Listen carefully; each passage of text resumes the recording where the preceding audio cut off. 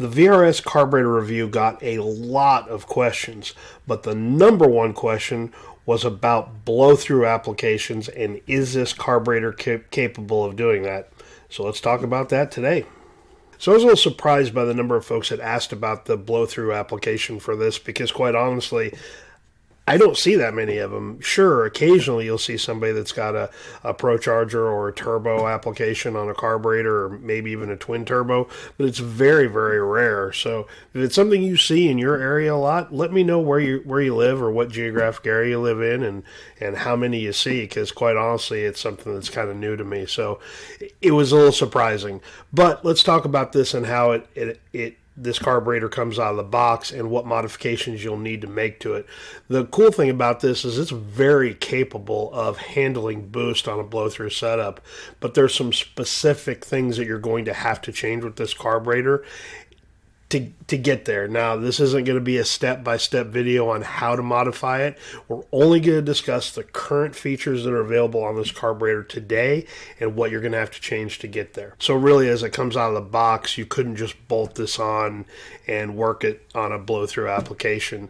Boost needs more fuel volume, so you're going to have to try to alter this to get it to do that. But again, it's fully capable of it. The challenge is getting the setup right and the transition from that low load and low boost into higher load, higher boost with it. So that's going to be the challenge of it. Having an AFR gauge is super critical to that type of application. So before we even get started with that, know that you're going to have some tools to do that. Now, hopefully you've already researched all of those things. Again, this isn't a how-to video. This is just specifically talking about, but the AFR gauge is going to be super critical. Seat of the pants tuning, it sounded cool for us old guys back in the day, but don't rely on that for making these changes. So let's talk about the features that this carburetor supports out of the box. There's no air horn on this carburetor. That is a big start. You need good airflow coming into it.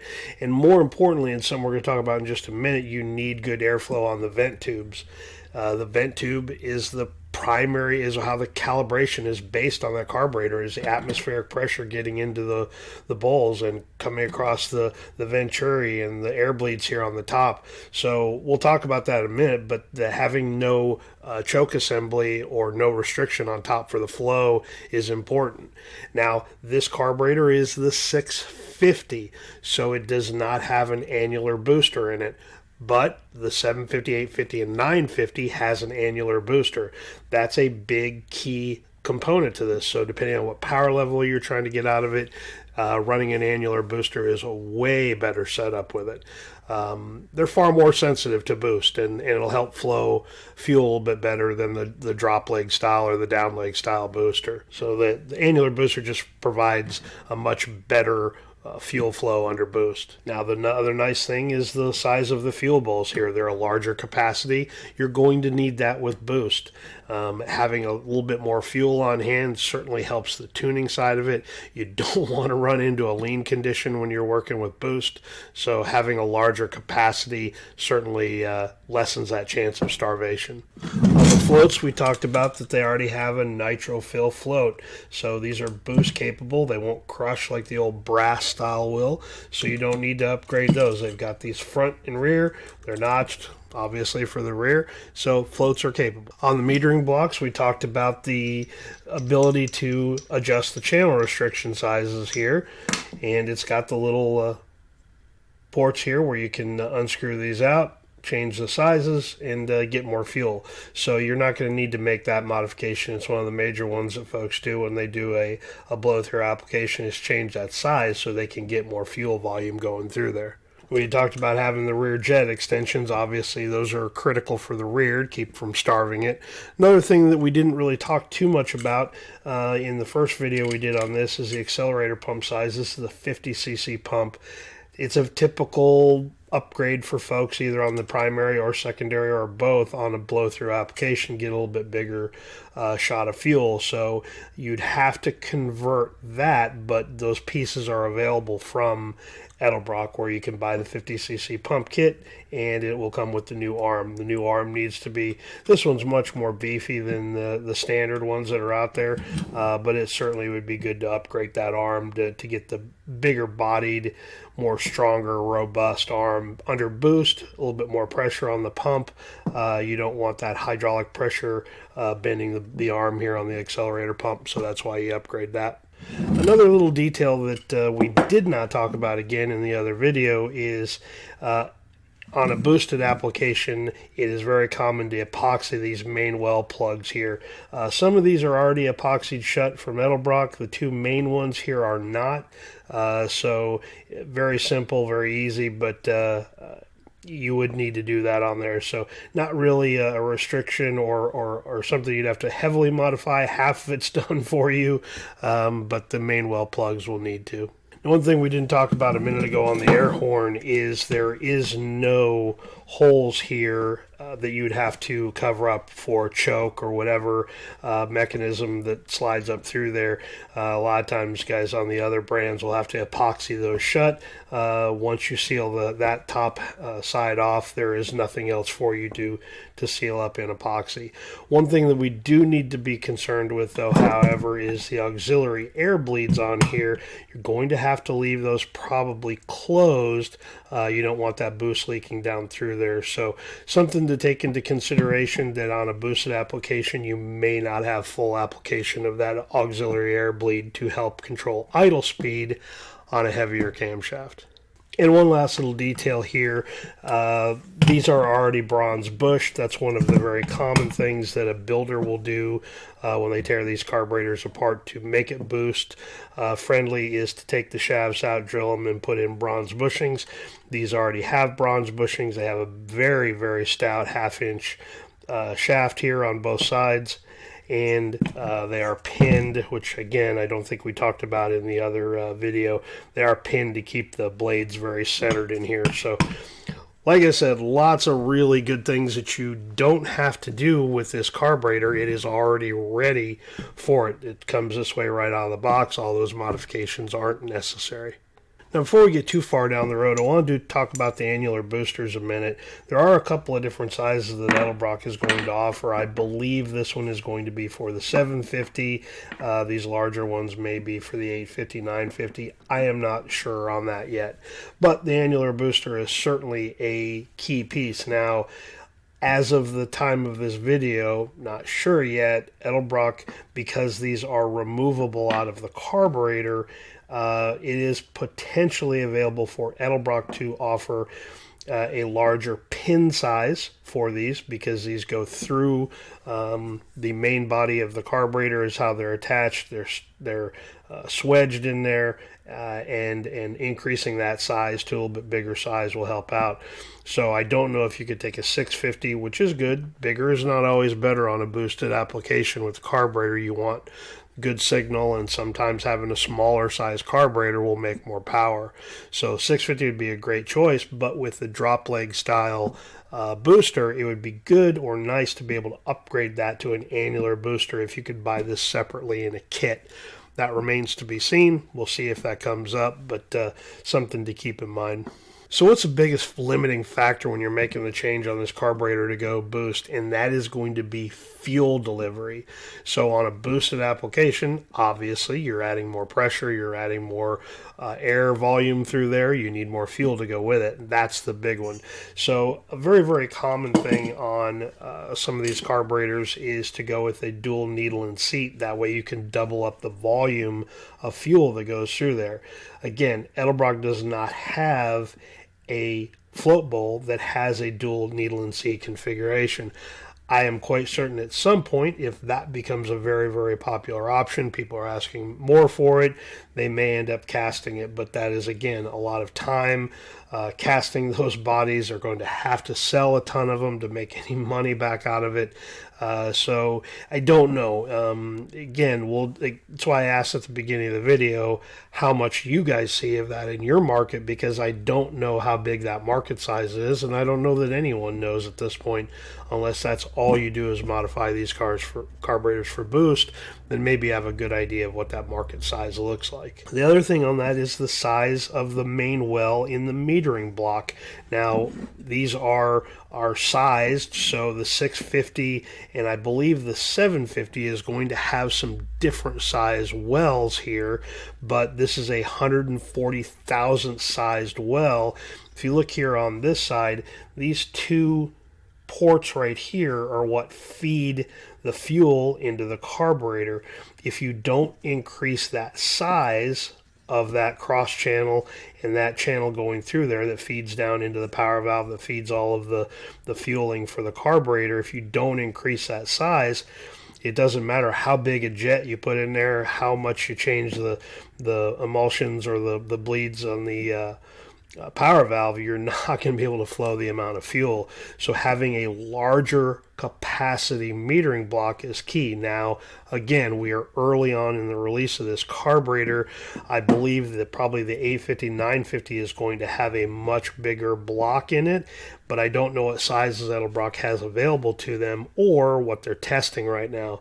So again, this 140,000s, 150,000s wouldn't be out of the realm of possibility. 160,000s, maybe all the way up to 170. I don't know, but that's the volume that you're going to need. So what this is going to do until metering blocks are available that are compatible with all of the bleeds and emulsions that are in this carburetor, it's going to limit how much power you will be able to make with that carburetor.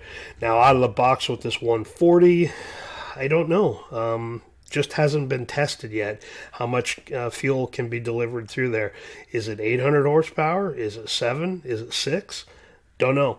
That's going to be the factor. So until someone actually throws this on the dyno, starts doing some testing, gets some data, gets some real world time out on the track to data log those conditions, heat, all of those things that come into play, it's going to be hard to know what that metering block is going to be capable of handling.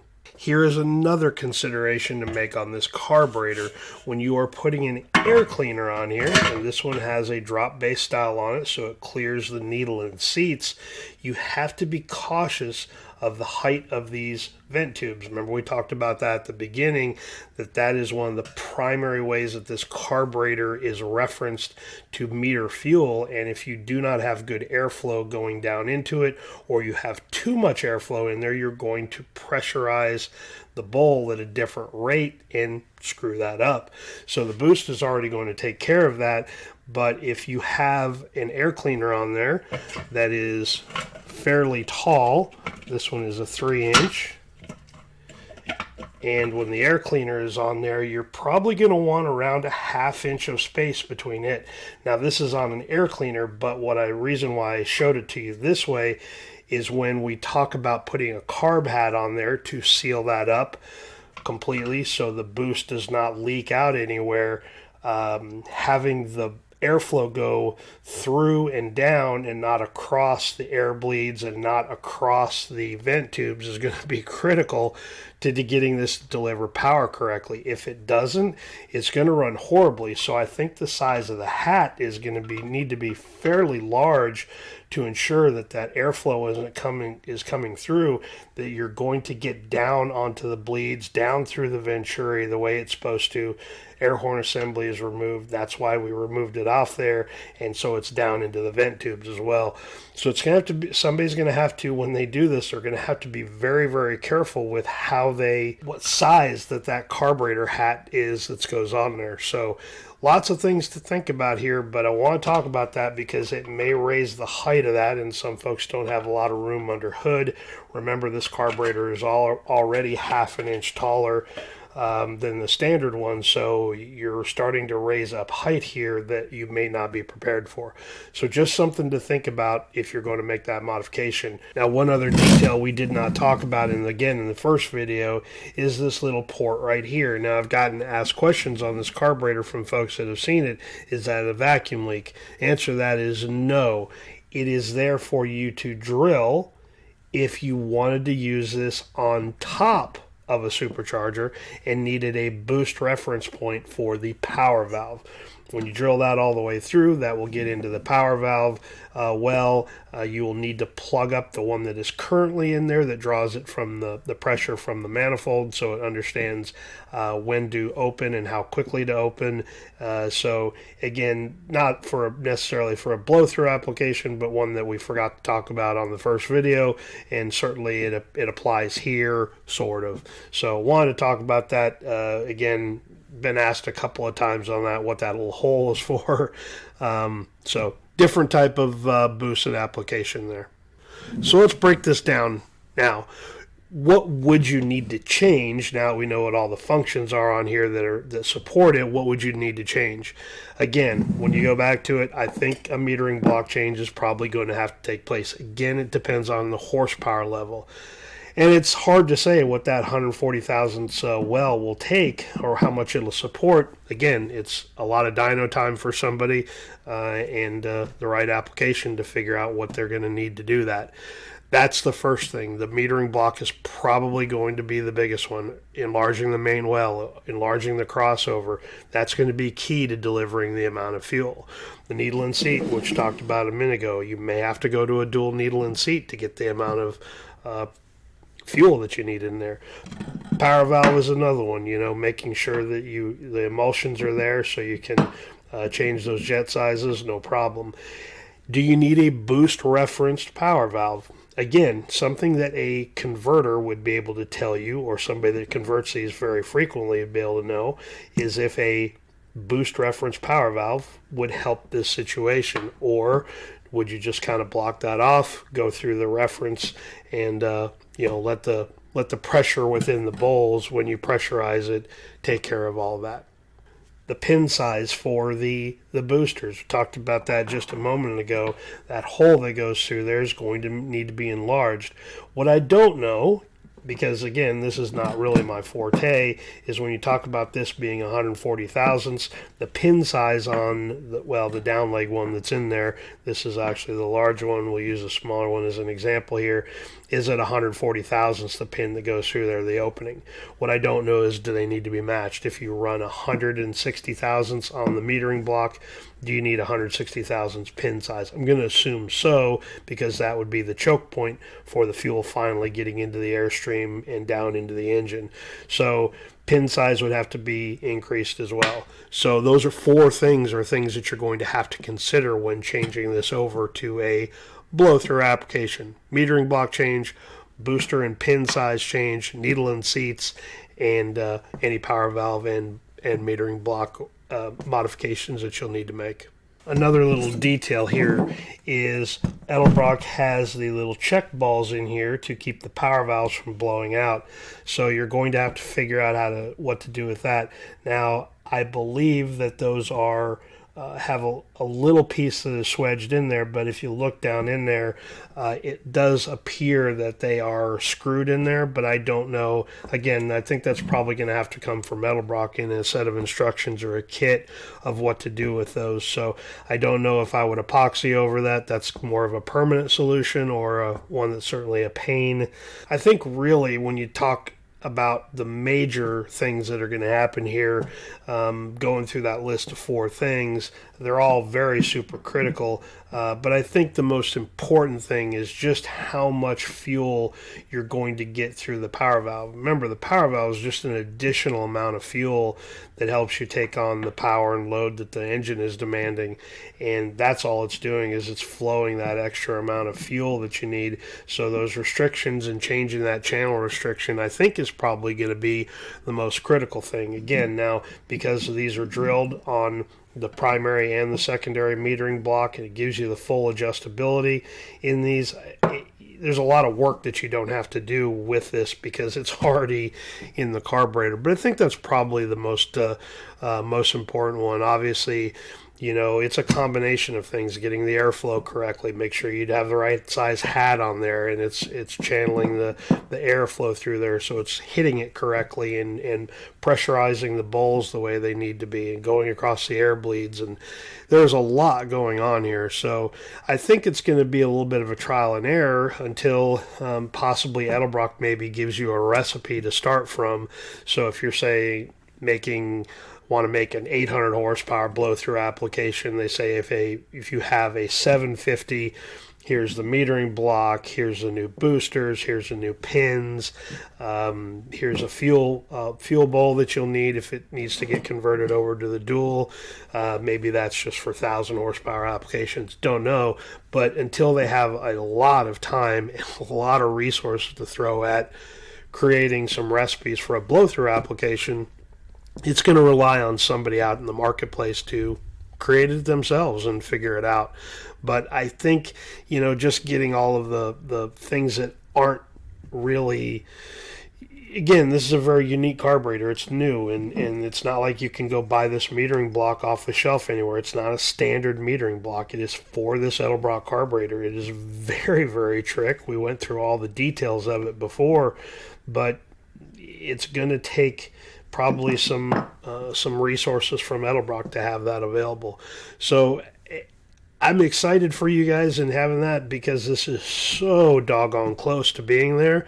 But I think there's just enough waiting for you that it may be a little bit further off. Really, when it talk about innovating product and creating new product, there's only so much time you have with engineering staff, with dyno time, with testing R&D out on the road and putting all of those kits together.